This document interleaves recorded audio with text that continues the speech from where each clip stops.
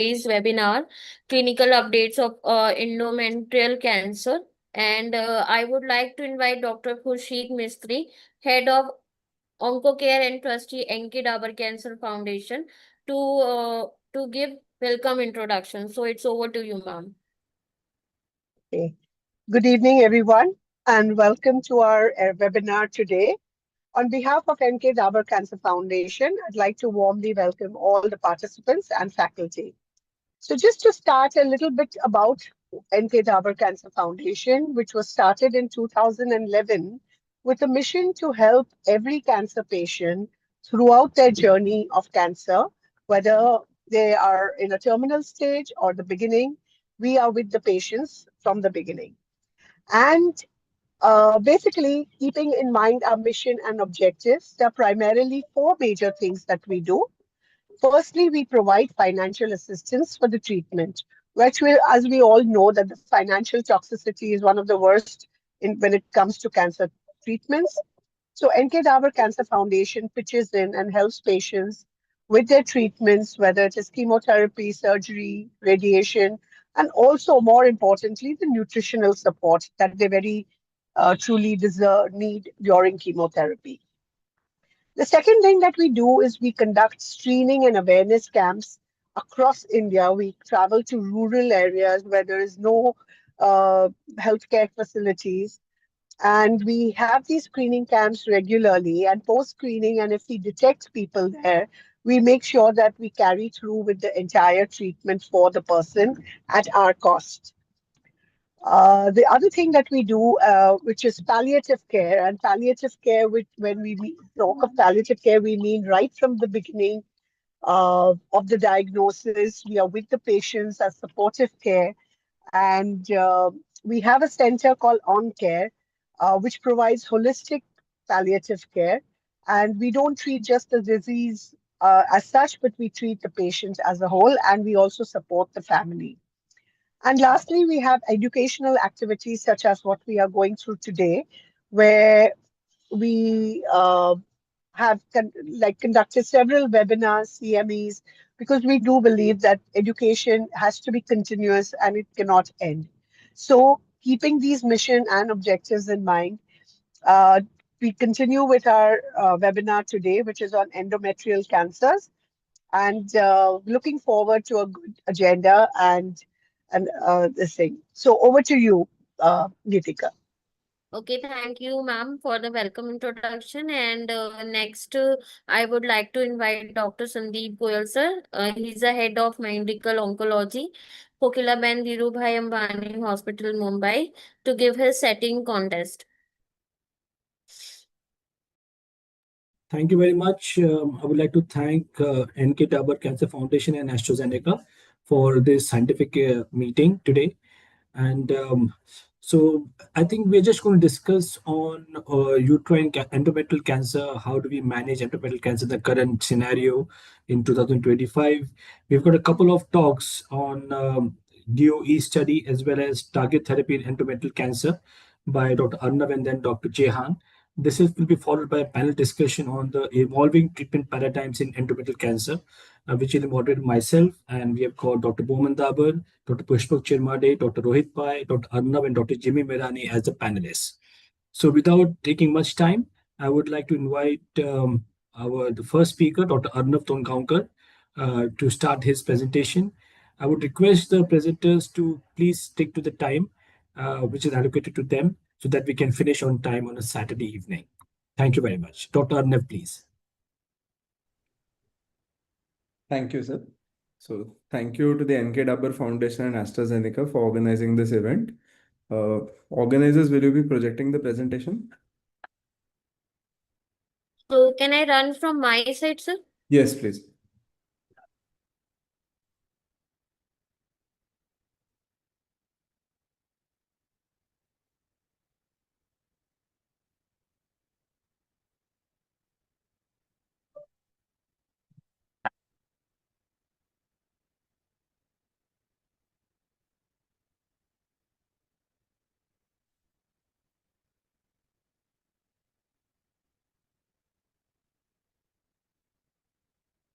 Sir, is it visible? Yes, it's visible. Okay, sir. Move ahead. Okay. So will you be advancing the slides from your side? Can I control from you? Yeah, Yeah, can I run from my side? yeah, You just say next, sure, sir. sure. Next slide, please. So we are discussing the unmet needs in endometrial cancer and the DOE study. As we know, endometrial cancer is the sixth most common cancer occurring in women and the 15th most common cancer overall. And then 2022, we had 4,20,000 new cases and 97,000 deaths. So this is a major cause of the cancer morbidity and also cancer-related deaths. Next slide, please. So again, the 5-year prevalence is almost 6.5% of all cancers and 43,000 per year. So this is something that is a major cancer burden and it is increasing in India as the years go by. Next slide. So as we know, initially endometrial cancer was considered as a group, but now with the further molecular subtyping and the classification, this is known as a heterogeneous disease with a variety of biological and clinical behaviors. Next slide. So as we know, with Lynch syndrome or MMR mutations, we have germline and somatic mutations, and both may increase the risk of developing endometrial cancer. So the highest risk is with MLH1 mutations, which is a 46 to 54% risk. And with the other mutations, it's still in the range of 15 to 20%. Germline BRCA mutations have not yet been directly associated with endometrial cancers, but a small link between BRCA mutations and uterine serous cancers has been suggested in retrospective data.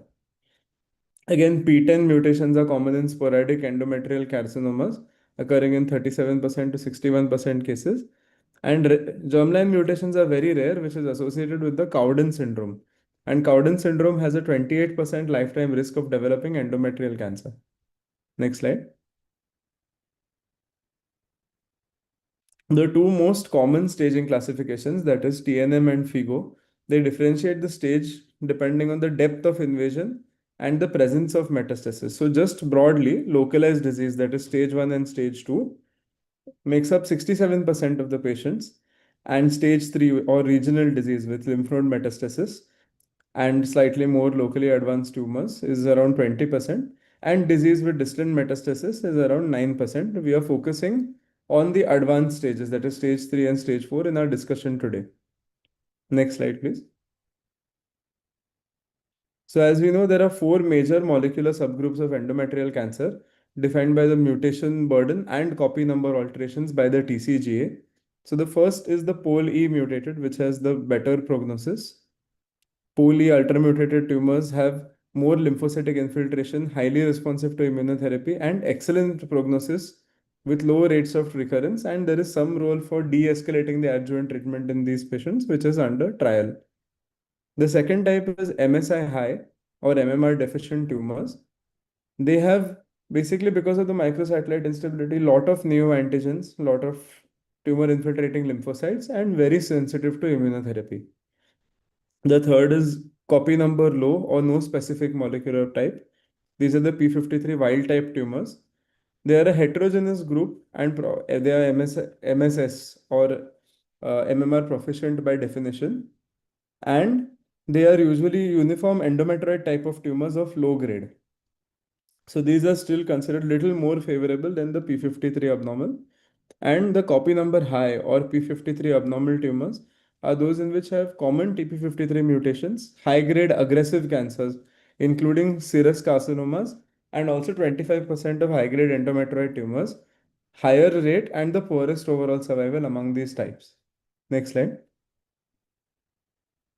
So there is an unmet need in advanced endometrial cancer. As we can see, so in early stage 1 and stage 2, the primary modality of treatment is surgery. Early stage 1 patients may require only surveillance after surgery. They may not even require any adjuvant radiotherapy. And some stage 2 patients also require an adjuvant radiotherapy. In stage 3 onwards, we need a multimodality approach, which involves a staging or debulking surgery, followed by the chemo, radiation, or systemic treatment, depending on whether the disease is resectable or not. There is also a role for primary systemic therapy, followed by a trial resection even in metastatic disease. Next slide. So while early disease is highly curable after hysterectomy for most women, advanced metastatic and recurrent disease continues to pose a significant challenge. So if we go stage wise, stage 1 and stage 2 have an almost 95% 5-year survival. So 70 to 95% most patients are going to be cured and disease free. As we move to stage 3 and stage 4A, which are the locally advanced disease, 20 to 30% 5-year survival. So there is a very dramatic drop. And in the metastatic disease, only 17% of patients with metastatic disease survive for 5 years from the time of diagnosis. And if we see the risk of recurrence as per stage, so this is for patients who have undergone a complete resection of the visible disease sites. Early stage disease, stage 1, stage 2, the risk of recurrence is only 5 to 15%. Stage 3 becomes around 20 to 30%. But those who have undergone a complete resection or debulking surgery in the metastatic setting, the risk of recurrence still remains around 50%. Next slide. So patients with fourth stage disease are at the highest risk of recurrence, where the disease is inoperable and may experience disease relapse even after first line chemotherapy. Serous clear cell, mucinous, and squamous cell represent 21%, so almost one-fifth of the patients. These are high risk subtypes. They tend to be diagnosed later and they have a higher recurrence rate. The first line standard of care for deficient MMR endometrial cancer currently is platinum chemotherapy plus IO due to multiple phase 3 data. And until the approval of pembrolizumab plus lenvatinib and dostarlimab monotherapy, most recommended second line regimen have been ineffective for treating those with advanced endometrial cancer, making this an unmet need for these patients. Next slide. So coming to the trial which we're discussing today, the DuoE trial, durvalumab plus carboplatin paclitaxel followed by maintenance durvalumab with or without olaparib as a first line treatment for newly diagnosed advanced or recurrent endometrial cancer. As we know, tumors can be further described as hot or cold based on their immunogenic properties.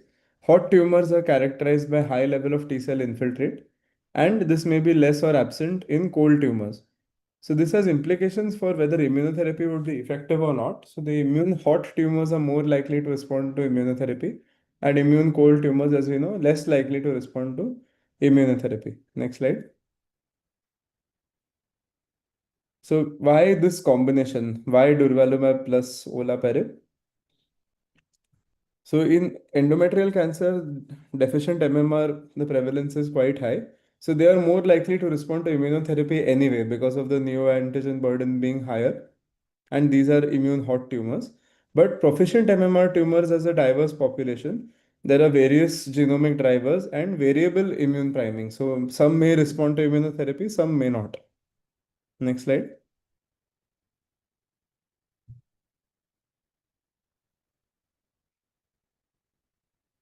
So initially, when we use platinum chemotherapy plus durvalumab in the induction phase, the pre-existing immune response is held in check by PD-L1 inhibition of the T cells and deficient MMR. Chemotherapy plus durvalumab drives direct tumor killing, and there is an enhanced immune response through the blockade of PD-L1.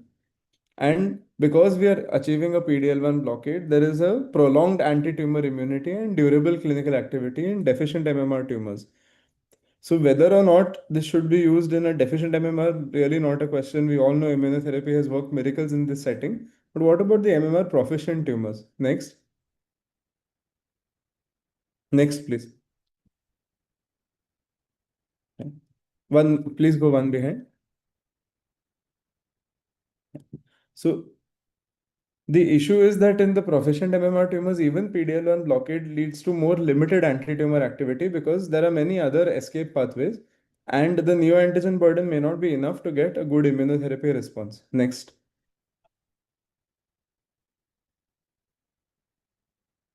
So there is a potential synergistic activity combining a PARP inhibitor with a PD-L1 inhibitor. As we know, olaparib is a PARP inhibitor, and because the mechanism of action of PARP inhibitors directly or indirectly leads to DNA damage, there is a potential for development of multiple new neoantigens, and this neoantigen burden should help increase the efficacy of the PD-1, PD-L1 inhibitors. So there is a STING pathway activation, which releases cytokines and chemokines, leading to an enhanced immunogenicity in the tumor. There is an accumulation of DNA damage, so more transcripting factors and incorrect DNA formation thanks to impaired DNA repair because of the PARP inhibitors. So there's an accumulation of DNA damage, again more potential for immunotherapy to act. Because of the DNA damage and the synthetic lethality, there is an increased cell death, antigen release. So again, antigen release helps prime the immune system and increases the efficacy of the immunotherapy. And there is an upregulation of the surface receptors.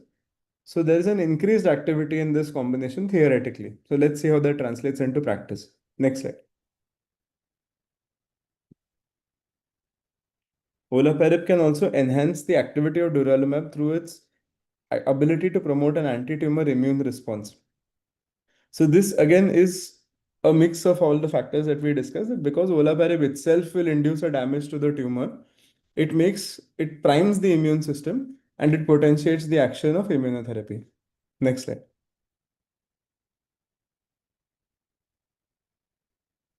So the results of this trial, DOE, are consistent with the proposed mechanism of action that we discussed right now, because they found that there was a benefit of adding olaparib to durvalumab. So olaparib induced damage led to tumor cell death and further immune priming, promoting a more robust anti-tumor immunity and a durable response to the combination of durvalumab plus olaparib. Next. So now coming to the trial design. So the trial was for efficacy and safety of treatment combinations of platinum-based chemotherapy, durvalumab and olaparib maintenance in patients with newly diagnosed or recurrent endometrial cancer. The inclusion criteria were patients with newly diagnosed FIGO stage 3 or 4 or recurrent endometrial cancer, known MMR status, those who have not received any first-line systemic treatment, not previously received any PARP inhibitors or immune therapy. Adjuvant chemotherapy was allowed if there were more than 12 months from the last treatment to relapse, and all histologies except sarcomas were included.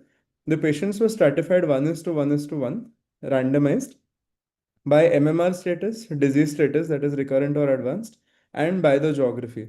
So the chemotherapy backbone was paclitaxel carboplatin, which is written as CP here. So the control arm was CP plus durvalumab and placebo. Sorry, that is a durvalumab placebo. So, and followed by durvalumab placebo plus olaparib placebo maintenance.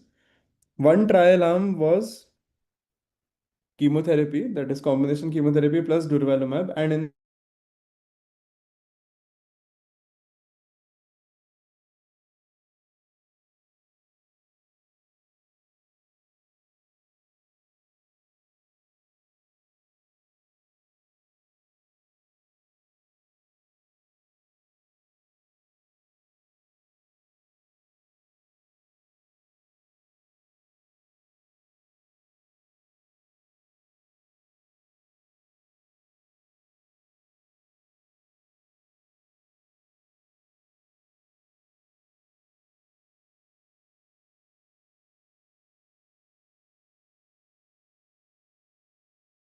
Hello.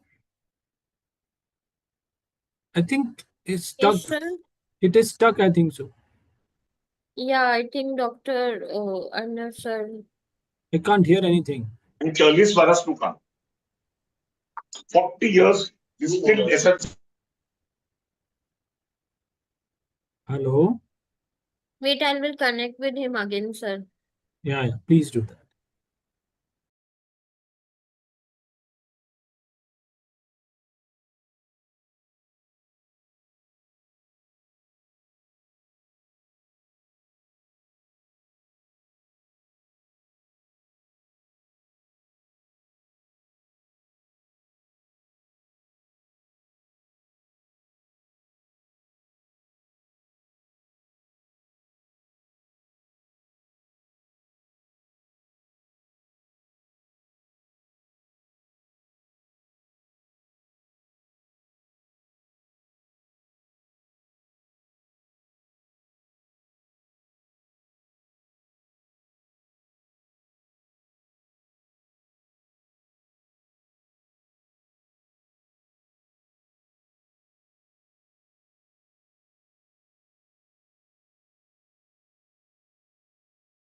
Sir, he will be joining in 2 minutes. No?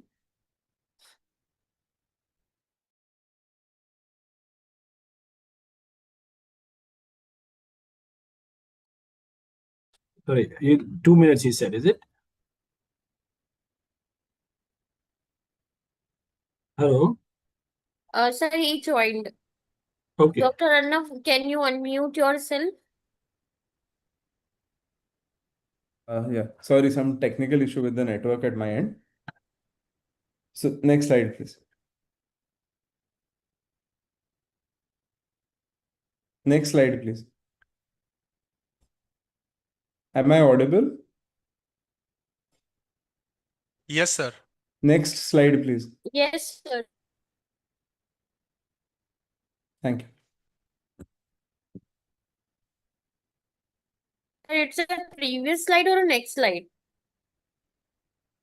The slide visible to me right now is patient characteristics. What slide are you projecting?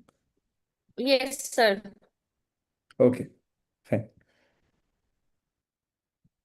So this is just the baseline characteristics and demographic. What is pertinent to us clinically is that the distribution of stage 3 and stage 4 patients. So most patients, so half around of the patients were newly diagnosed, half were recurrent. So 48% newly diagnosed and 52% recurrent.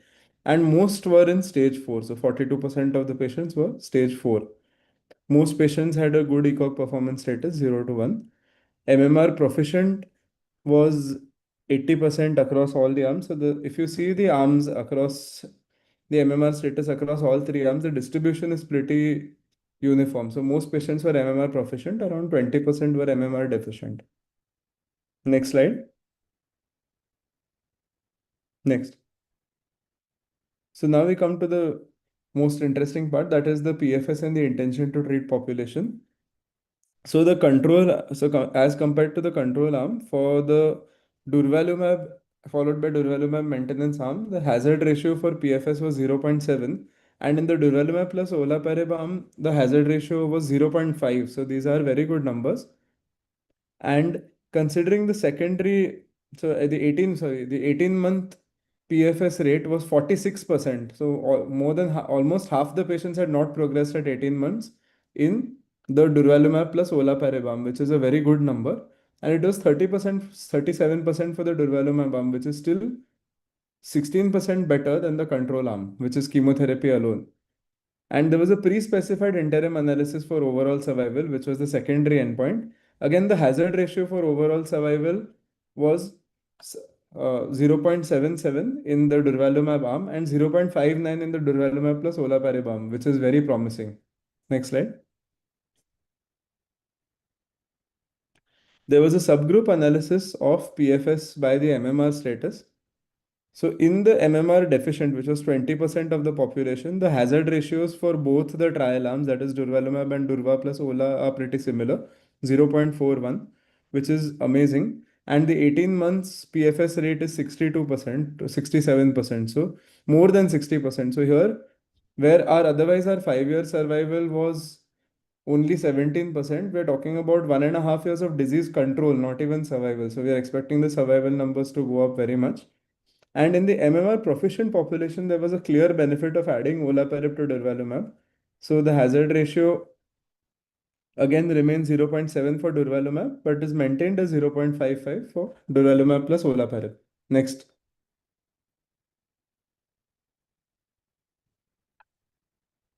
So the important thing again for us is the overall response rate and also the duration of response.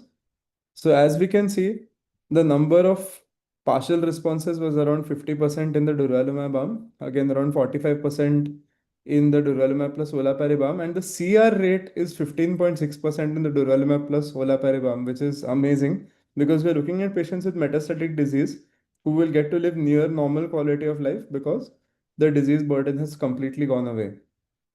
And the median duration of response was also, we can see that with durvalumab, there is a slight gain around 3 months compared to the standard chemotherapy arm. But with the addition of olaparib, the duration of response goes up to 18.7 months, which is again a very good figure. Next slide.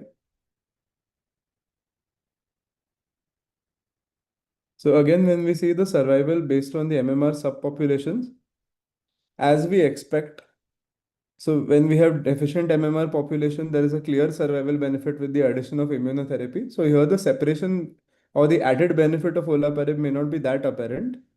But the 18-month OS rate is 89% in the olaparib arm and 86% in the durvalumab arm. But in the MMR proficient population also, which was 80% of the ITT population, there is a 76% 18-month survival with olaparib and a 71% survival with the addition of durvalumab. Next slide. So even when we stratify based on PDL1 status, where the cutoff was taken as more than 1%, which was 69% of the population, there still remains a gap between separation of the curves between durvalumab, olaparib plus durvalumab. So again, the hazard ratio for durvalumab alone is 0.63, but with the addition of olaparib, the hazard ratio comes down to 0.4. And in the PDL1 negative population, the separation seems to be a little less and the hazard ratios may not be as good, but still there is a 0.89 hazard ratio with durvalumab and a 0.8 with durvalumab plus olaparib. Next. Next. Next.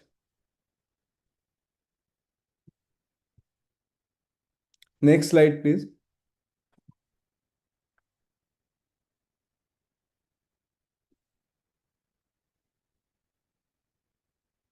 Organizer. Next. Thank you.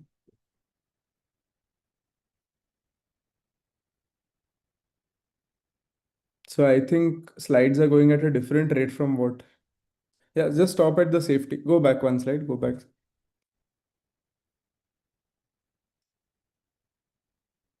Is the presentation visible to everyone else?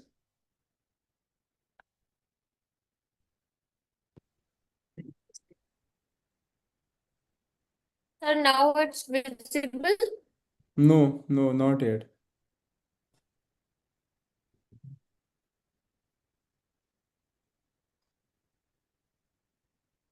So tech support.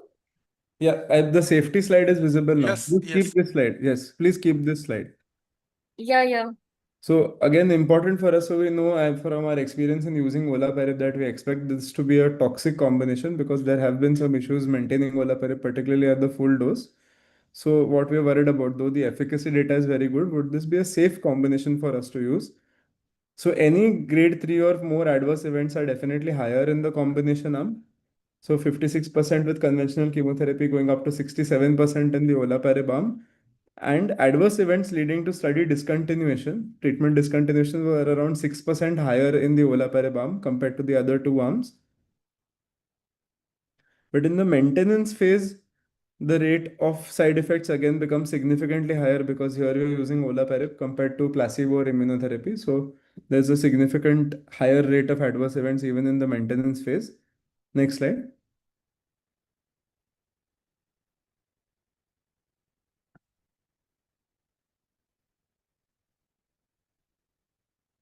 But as you would, despite a combination of drugs and increased grade 3 adverse events, there are similar function and symptom scoring comparing the trial arm to the standard arm. So somehow the patient's quality of life and their functional status is better maintained in spite of the adverse events. And we can well understand that is probably because the disease is well under control, which is even more important than managing the adverse events.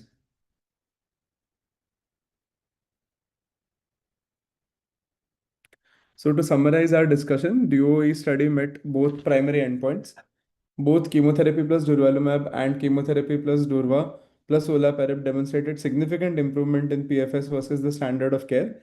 Interim OS data supports the PFS results and demonstrated a good positive trend in overall survival. Chemo plus durvalumab reduced the risk of progression or death by 58% versus chemo alone in the deficient MMR population, and 68% of patients are still alive and progression free at 18 months. The combination of chemo plus durvalumab plus olaparib further improved outcomes in proficient MMR patients, demonstrating the longest median PFS in this patient population so far of 15 months, which is 5.3 months versus the standard of care, and reduced the risk of progression or death by 43% versus standard of care, more than doubled the 18-month PFS. So that is 42% versus 20% respectively, and further improved the outcomes in PDL1 positive patients, reducing the risk of progression or death by 58% versus the standard of care, and more than doubled the PFS again at the 18-month landmark. That is 54% PFS versus 21.5. Safety was generally consistent with the known profiles of each individual agent. Next. Thank you. Thank you, Arnab. Thank you very much for your talk. I think we can answer the questions in the panel discussion. So I would request now Dr. Jehan Dabar to give his presentation on targeted therapy in endometrial cancer. Jehan, over to you, please. Hi, sir. Good evening. Thank you, Goyal, sir. I request the organizers, Gitika, can you please share my slide? So just heads up, I'm on an interstate highway and there is some network issues. So there may be some lag. So good evening, everyone. Today I'll be talking on integrating immunotherapy and targeted therapy in endometrial cancers. Next slide. So today we'll talk about systemic therapy. Next slide. In endometrial cancers. Next slide.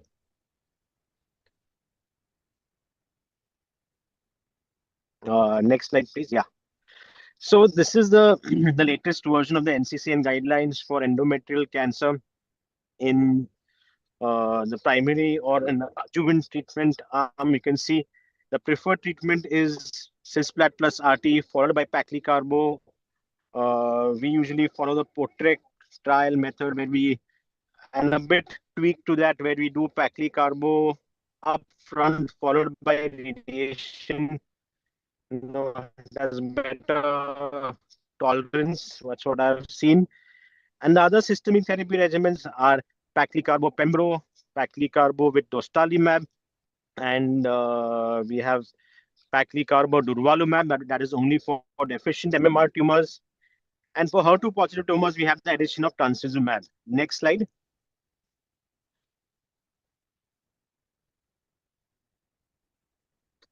Next slide, please. Yeah, thank you.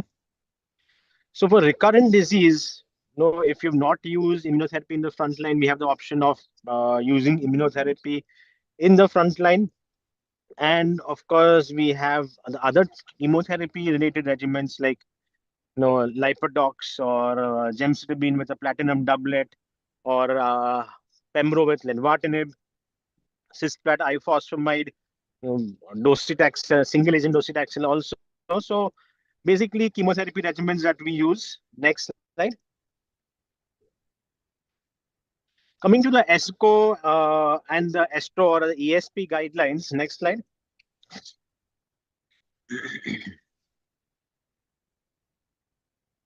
So this is the flowchart for first line therapy in unresectable stage 3 and 4 or recurrent endometrial cancers with no prior chemotherapy except for that in the adjuvant setting.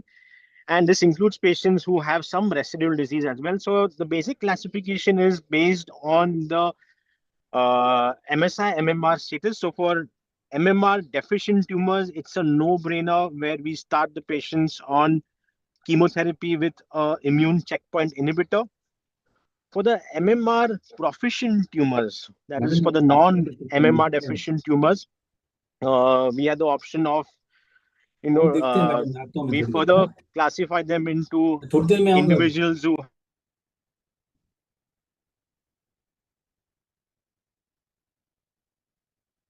with disease control. So in those patients, we can start with chemotherapy with the immune checkpoint inhibitor. We have the option of chemo with the immune checkpoint inhibitor followed by IO and a PARP inhibitor.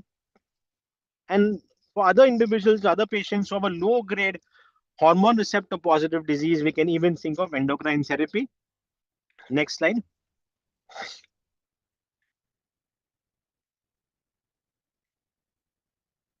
Yeah, next slide, please.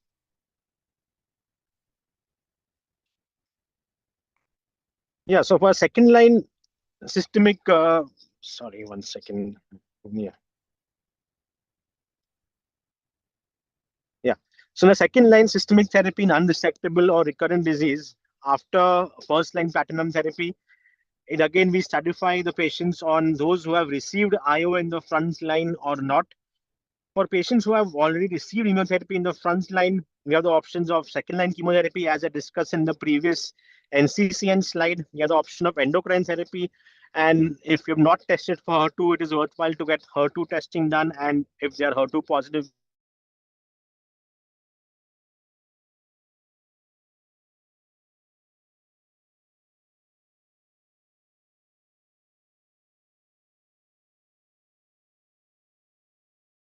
we have next slide.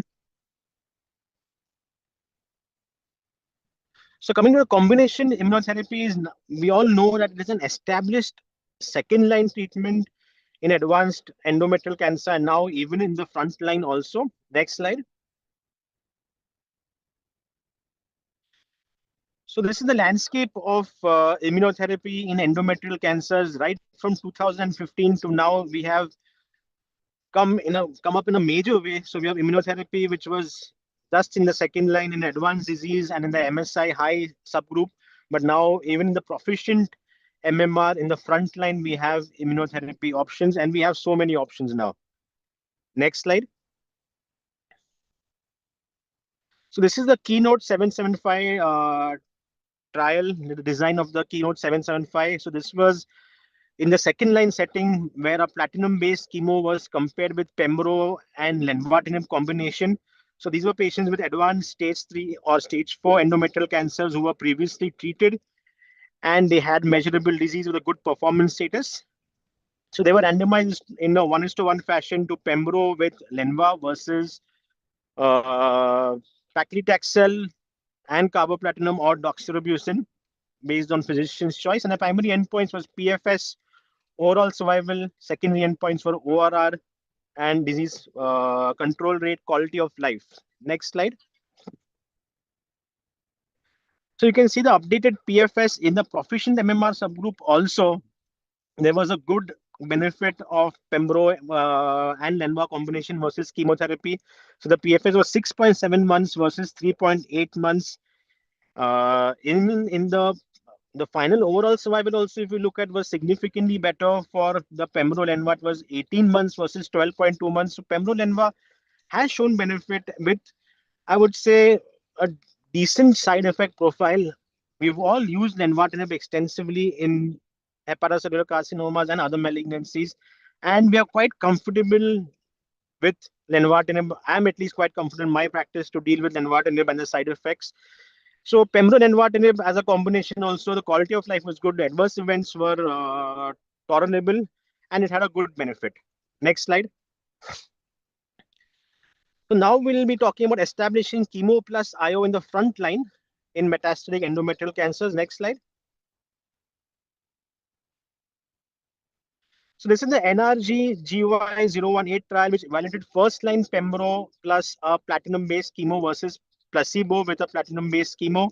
So they were randomized in a 2:1 fashion. Again, these were advanced endometrial cancer patients to pembro with paclicarbo versus placebo with paclicarbo, and pembro was continued in the maintenance phase as well. Next slide.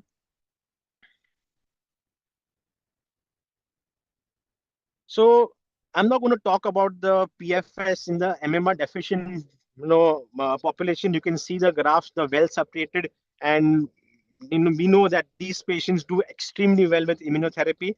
Let us look at the chart on that in the proficient MMR subgroup. So the PFS in the proficient MMR subgroup also was quite good. The median PFS was 13.1 months in the pembro with chemo versus 8.7 months. So good, uh, 5 to 6 months benefit on addition of pembrolizumab, and with again not much additional adverse events. Next slide. The next trial in the frontline setting that we have with immunotherapy is a Ruby Part 1 trial, which investigated first line dostarlimab with platinum-based chemo versus a placebo. Next slide. So if you see the PFS in the intention to treat population, in all comers, it was significantly good at 24 months. It was 36 versus 18%. The progression-free survival in the MMR deficient or MSI subgroup, it was again, the lines are well separated. The curves are very well separated. It was 61 versus 15. So in all comers, also the dostarlimab arm did significantly better. Next slide.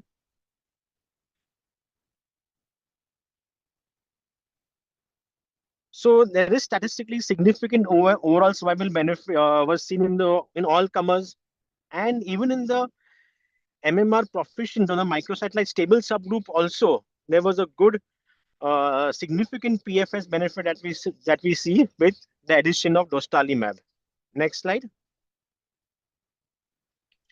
So dostarlimab plus chemotherapy, as I said, it showed a good statistical significance and clinically meaningful improvement in overall survival as compared to chemotherapy alone. There was, of course, a substantial and clinically relevant survival difference in the deficient MMR subgroup. In the MMR proficient subgroup, the median overall survival is improved by 7 months with a 21% reduction in death, which is also, I would say, uh, quite interesting. Next slide. So coming to the NGOT EN6 NSGO trial, that is a Ruby Part 2 trial, basically. So in this patients, there was stage 3, stage 4 advanced endometrial cancer patients with all histologies except sarcomas. And there was a 2:1 randomization with dostarlimab plus chemo versus placebo with chemo, followed by dostarlimab with niraparib maintenance and versus a placebo maintenance. Next slide. So the PFS results from the DOE and Ruby 2 in the intention to treat population in the deficient MMR and the proficient MMR are seen over here. And you can see in the DOE, the intention to treat was 15.1 months versus 14.5 in the Ruby Part 2.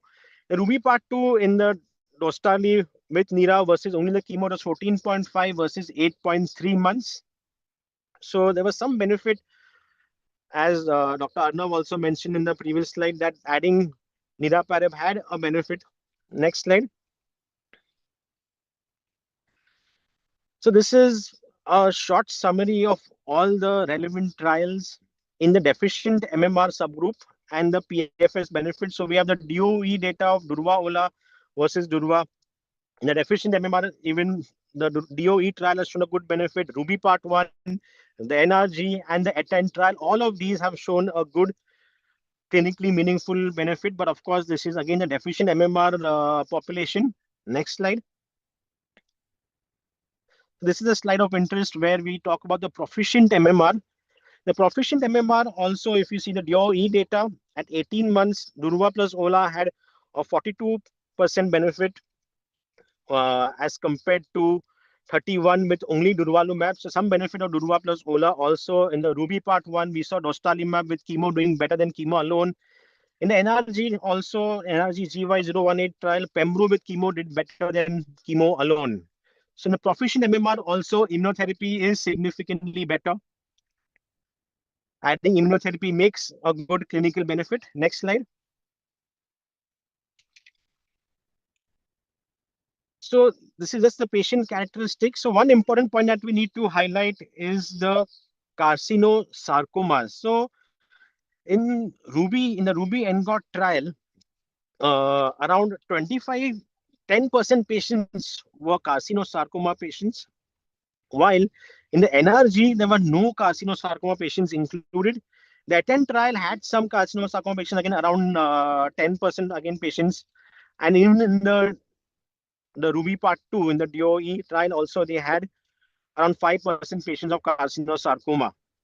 So carcinosarcoma, as we know, is a difficult to treat subgroup of patients, and they're chemo resistant and on the whole have a poor outcome. Next slide. Jehan, can you finish off? That's last slide. Yeah. Yes, done. Yeah. All right. Right. Perfect timing. Perfect Yeah. timing. Right. Thanks, Jehan. All Thank you right. very Thank you, much. sir. Thank you. Where are you traveling, dear? So I'm going to Udwada, where Lonavala. Udwada, our fire temple, which is there. Right. Okay. Yeah. Is Dr. Bowman Dawar also with you? Yes. He's there. Hi, Now Sandeep. he's on the panel as well. Hi, Sandeep. Hi. Good evening. So I Alright. think thanks, Jehan. Thanks, Arnav. We're Thank you, just sir. going to Thank go to the panel discussion now. And I would request Dr. Bowman Daboza sitting beside Jehan to be on the panel now, along with Arnav. There's Rohit Pushpak and Jimmy also on the panel, right? Are they there? Yes, sir. Okay. So I'm just going to share the slides now. Let me just see how do I. Please hold.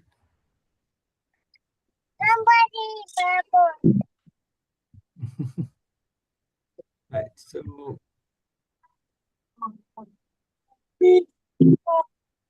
yeah. So can you see my slides, please? Yeah. Okay. But you should put it on a slideshow. Yes, I'll do that. Okay.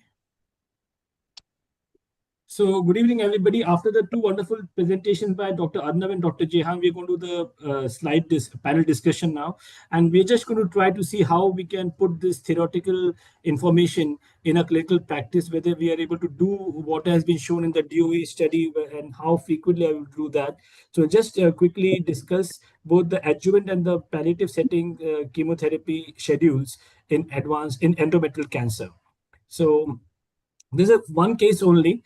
Quickly, a 63-year-old lady with postmenopausal bleeding presented in April 2022.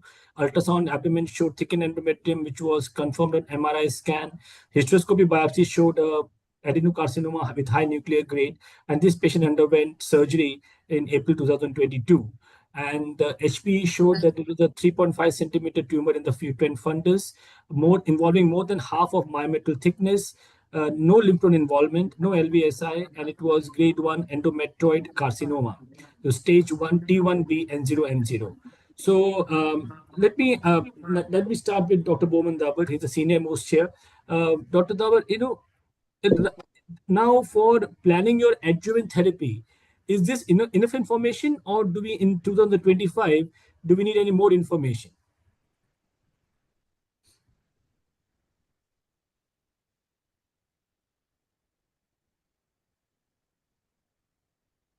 Dr. Dabar?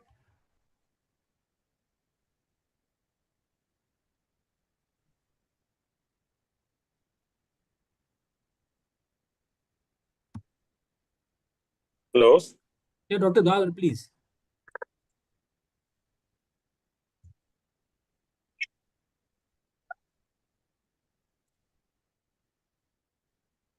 Is Dr. Bowman Dabar there? Yeah, I'm there. Sorry. No incoming call.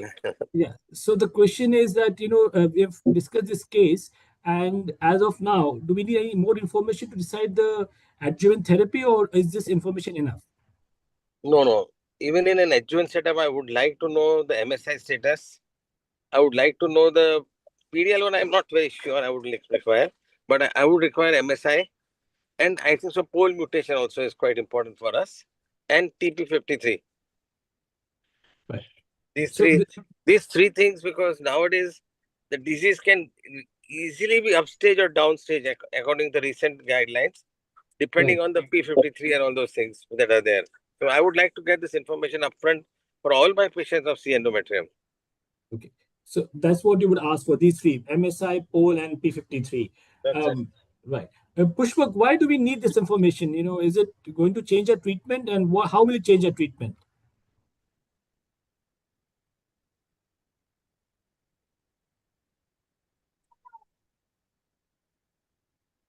Is Pushpak there?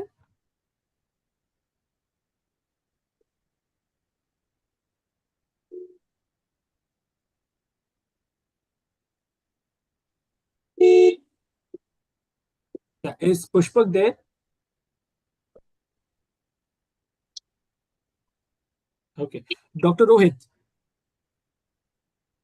Hi, sir. Good evening. Hi, Rohit. Hi. Sorry, I have just logged in. What is the question, sir? Can you please repeat? So we are discussing adjuvant endometrial cancer therapy, and these are the factors which the stage, histology, subtype which we normally use. And the question is that, do we need any more information now in 2025? Dr. Bowman Dabar said So that he would I like to think, sir, have pole, MSI, and yes, P53. So what about yes, you? that is mandatory, sir. That is, I think, with the updated guidelines, poll P53 and MMR is mandatory. So two can be done on IHC. Poll is ideally a PCR-based test, but I think we should have this information. And how will it change, Rohit? If you can just elaborate a bit more, how will it change your management? So so if we simplify the entire thing, probably stage 3 and stage 4 are high risk. Stage 1 and 2 essentially is the place where actually things can change. And essentially, you have if you have a P53 mutation without MMR IHC being positive or pole being positive, then it's a high risk disease. So it would require radiation and chemotherapy.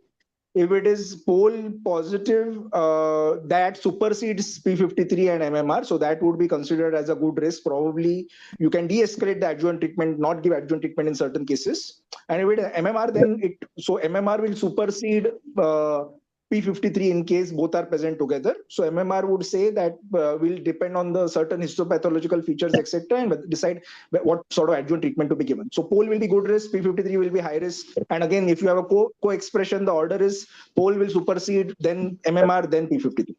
Right. So this is a sort of a guidelines on biomarker testing, which has shown this Yeah. slide. That you'll do pole Yes. first, if it's a pole hotspot mutation versus no hotspot mutation, then do for MSI, if it's Yes. aberrant or normal, then Yes. for P53. Now, my question to any of the panelists, maybe Rohit can answer or Jimmy can answer. Do you think this is necessary for all endometrial cancers, only for endometrial carcinoma? Do you think if a serious carcinoma endometrium, you would still go ahead and do that, or would you, in any case, stage 1, 2, you would still go ahead and give chemotherapy? So is it for all endometrial cancers or only endometrial adenocarcinomas? I personally feel serous and carcinosarcoma are high histologies, Yes, and sir. they should be treated as such. Yes. If it is endometrioid, I would be going for all this sequence. Yeah. Okay, that's right. Jimmy, in your practice, what would you do? So I would definitely like we've already discussed, I would definitely would want to go ahead with the mutational analysis on the IHC per se. And then based on that, I would go ahead with whatever treatment is suitable based on whatever results we get. So I think this slide shows the importance of testing. If you take 100 hypothetical patients with newly diagnosed endometrial cancer, then about 5% will have pole hotspot mutation. Then the rest, 25% will have MSI high. The rest, out of the rest, 70, TP53 wild type will be about 40%. This is copy number low, which is NSMP, and copy number high will be 30%, which will be a very poor risk category. And you can see on the right hand side, these are outcomes in high risk endometrial cancer. The pole mutant will have the best outcome, followed by deficient, deficient MMR, then NSMP, and then finally the P53 abnormality, which is the worst, and therefore the treatment options can be changed. Has Pushpak joined? Is he there? No. Okay.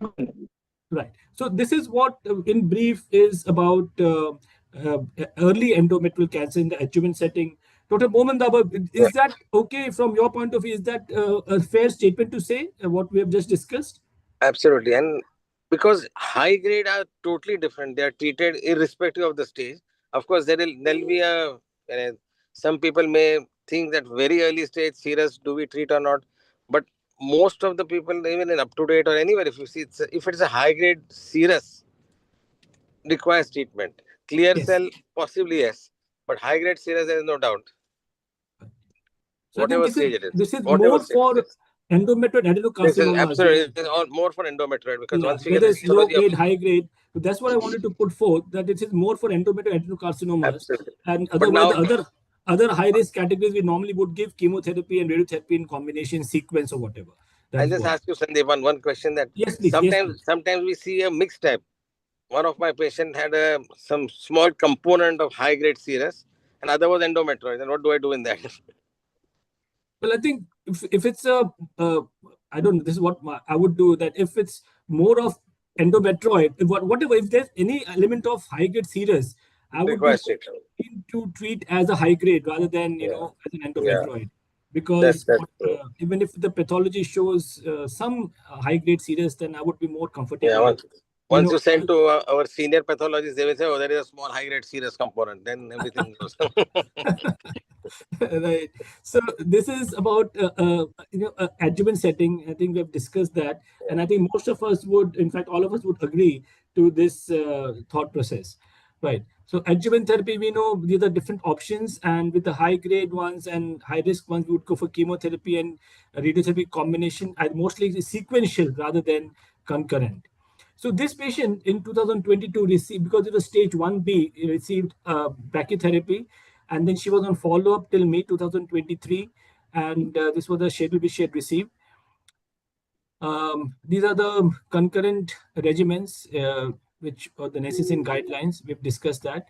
So then she presented with pain, abdomen, the right lower limb swelling.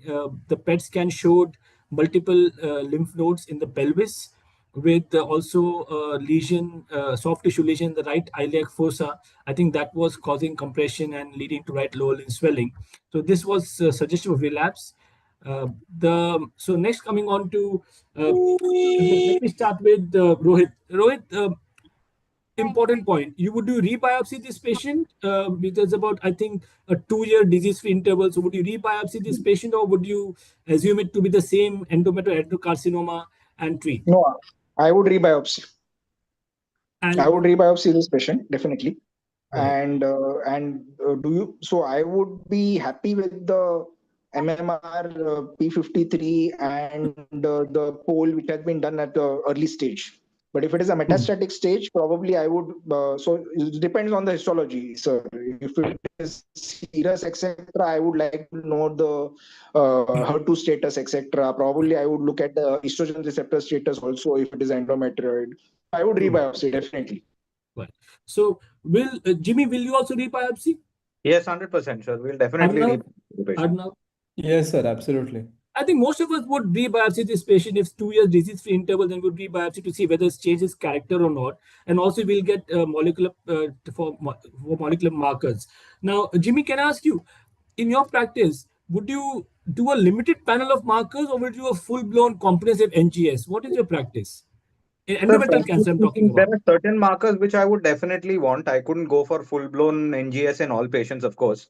So, So can you definitely I elaborate would which go for a markers would you poll. want to do? I would go for a poll for sure. I would go for a MMR MSI. I Yeah. would go for a ERPR, HER2, and definitely, as Bowman sir also said, P53. How will P53 change in the metastatic setting? I didn't get that. It is the P53, metastatic setting now. I So, was talking about in general, sir, about when the patient okay. comes to me. I thought that's what you meant. Right. Okay. No, I'm just now this is metastatic setting. So we are going to rebiopsy and go to send again. So that's what I was asking. Arnav, in your case, what would you send? A comprehensive panel or just local, like as what Jimmy said, just a few markers? So I think since we are not expecting any specific markers, if the patient is affording, I would send a comprehensive panel because this is going to be more a shot in the dark. We Okay. get something tumor agnostic like NTRK or something for a future option, not anything that is going to change our first line treatment. Right. Rohit, comprehensive or limited panel?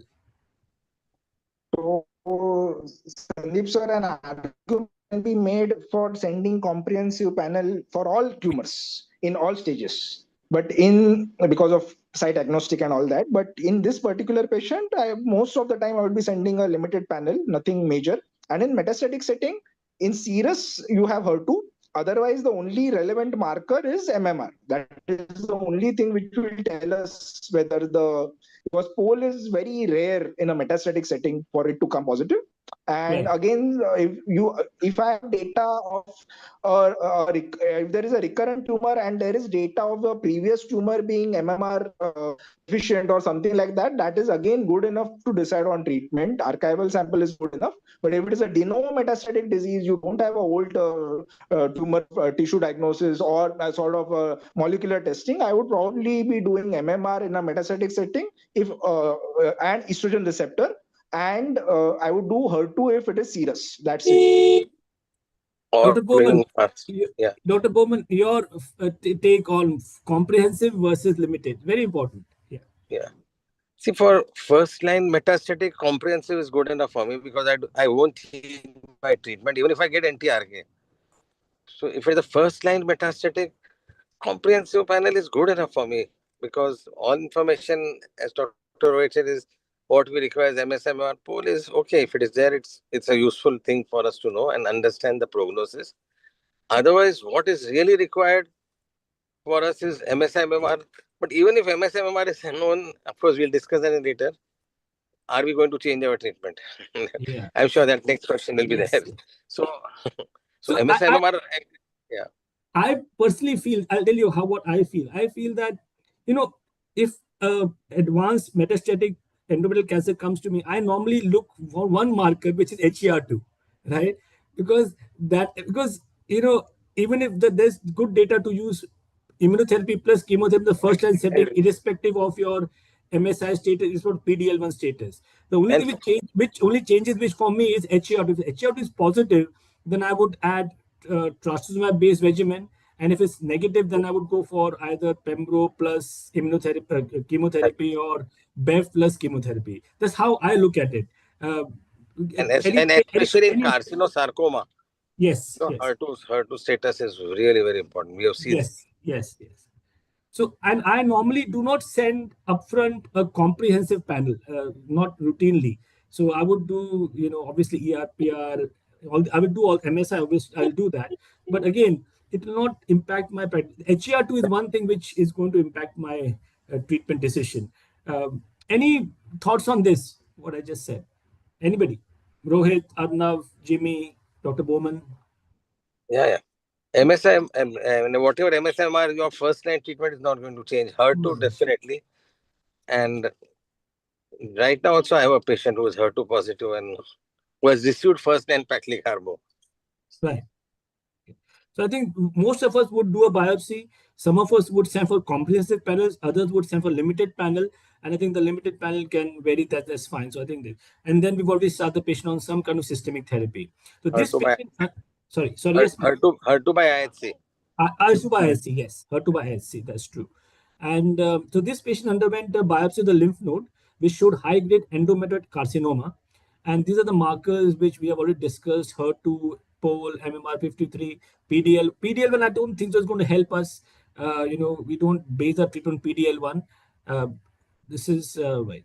So and I think either you IC for HER2 or you can do NGS, which can give us all the other information. So that's what we would do. And this patient was on IC found with P53 mutated, ERPR positive, HER2 negative, and MSI stable. So the next is, what would you do in this patient?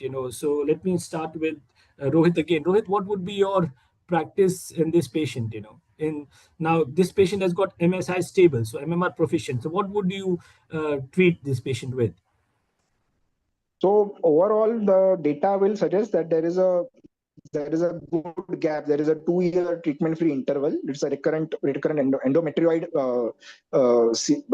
cancer. So I would probably be going for immunotherapy plus chemotherapy, and DOE regimen with the PARP maintenance is an option in this particular patient because it is MMR proficient.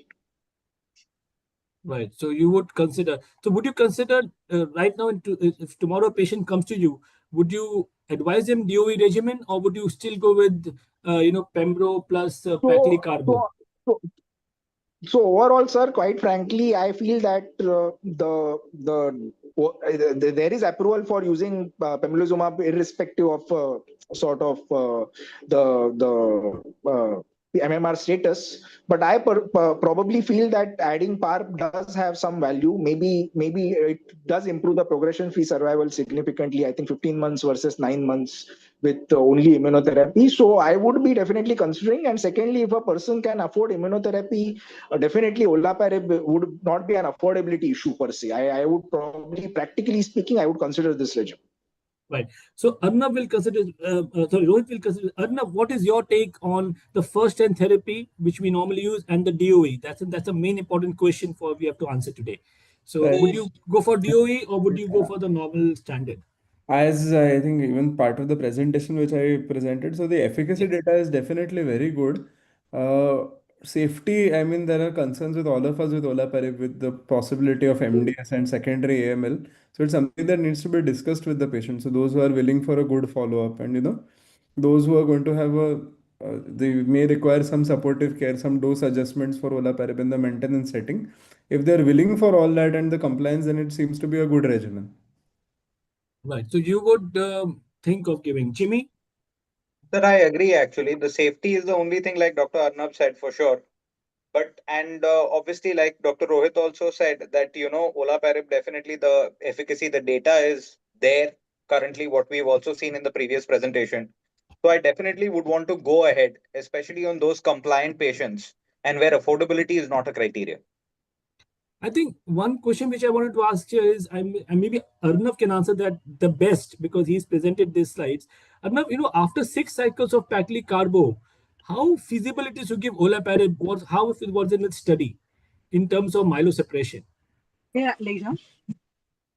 Uh, So I think the grade 3 adverse events were quite a bit more. So most of them being hematological toxicities in the Yeah, olaparib arm. It's quite significantly more. And that is what we see in our practice also, where we have been giving olaparib as a maintenance.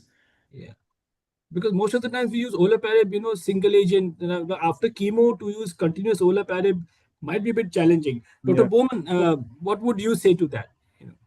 I feel in a in a if it is MMR proficient, I don't know whether really means we are so much comfortable using just I know it's an ESA meeting, but we are so much comfortable using Pembro Yeah. and completing 6 cycles and putting them on Pembro maintenance. So this is something it's a lot of comfort level there. And again to add another drug, olaparib, unless we use more of this, I won't be starting upfront. It's right now. I think so. If any patient comes to me, say tomorrow, I'll still be discussing and focusing more on Pembro. It slowly over a period of time, maybe as we see more results or something, we may be comfortable. But right now, I don't think so. We are very comfortable, as you rightly said, Pembro ke saath. And the Yes, results yes, in yes. an MMR proficient patient, they're not grossly different. Whichever immunotherapy you see, they're not grossly different. Even atezolizumab has some data. Yes, yes. That is it. Attend So trial is there. So many trials are there. I think most of the data is in the MMR proficient, where you can still consider using durvalumab plus olaparib. In the deficient population, I think it's almost the same. So I don't know how much benefit of adding olaparib is there to durvalumab in the deficient So population. in deficient, sir, I think it is overkill.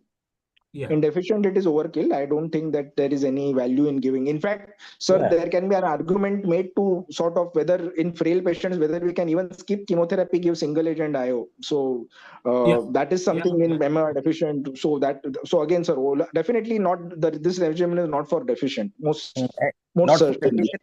Deficient may in fact and then just as a part of academic discussion, dostarlimab has a very good data. Yes. And the Yes. Yes, Yes. data of yes, dostarlimab is quite superior to all other immunotherapies if you see.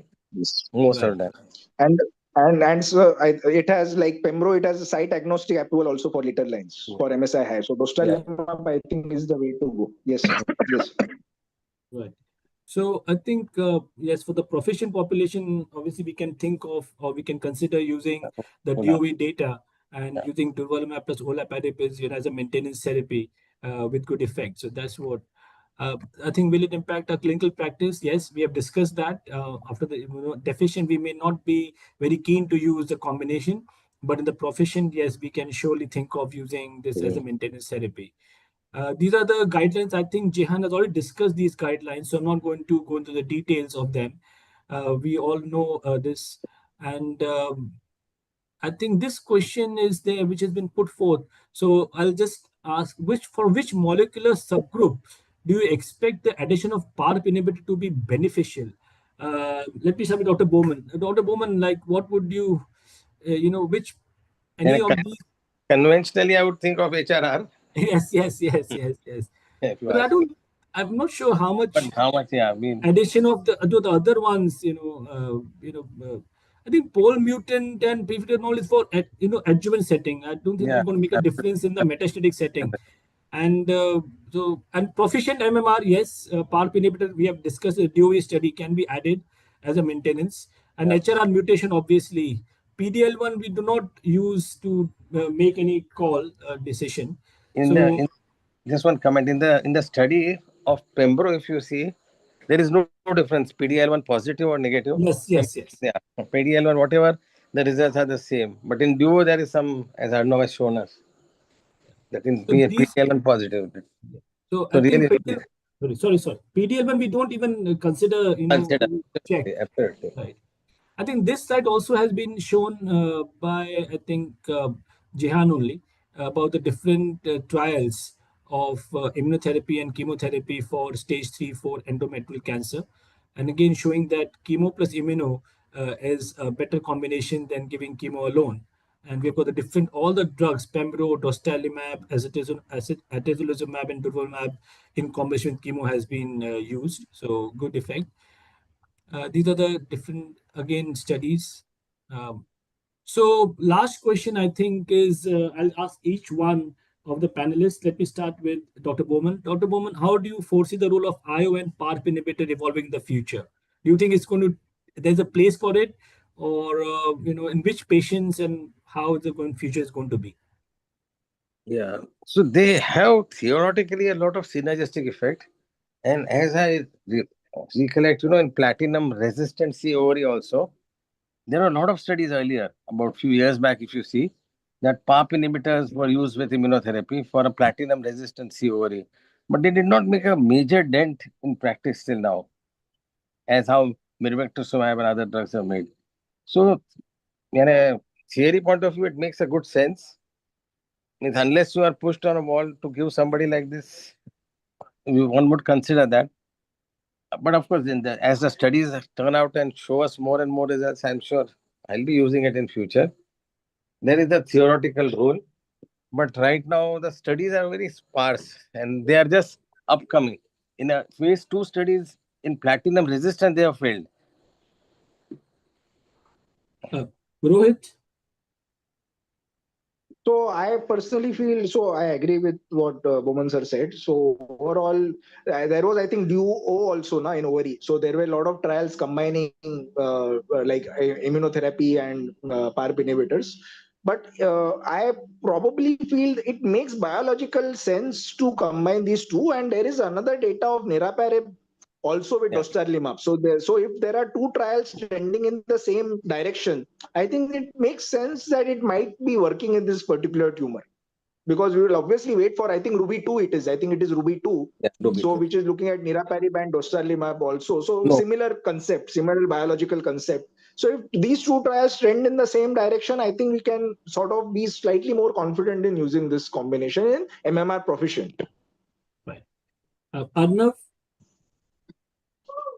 Agreed, sir. So the conceptually it's promising, and I like the DOE data also. So I think it extends the accessibility or the effect of immunotherapy beyond the MMR deficient population.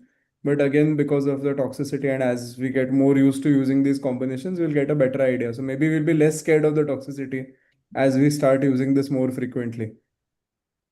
Jimmy? Agreed, absolutely agreed. I definitely think there is quite a bit of scope, left for, like to see how these things will work out, the PARP inhibitors will work out, because on paper it's showing to be very promising.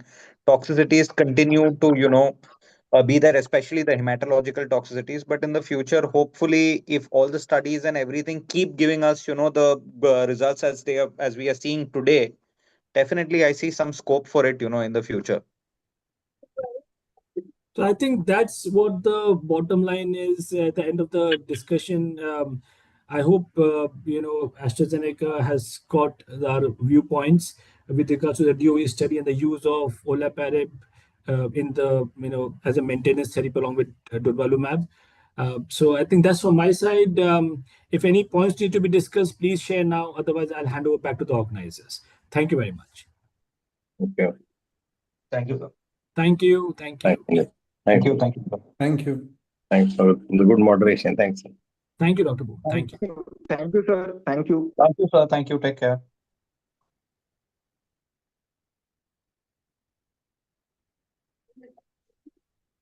Okay, so it's no thank you so much for the all the faculty to join today's session. And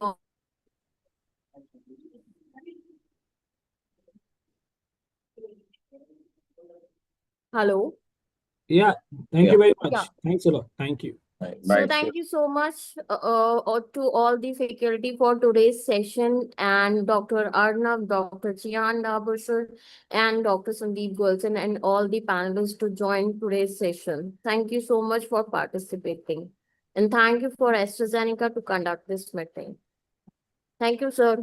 Thank you. Have a good evening. Thank you.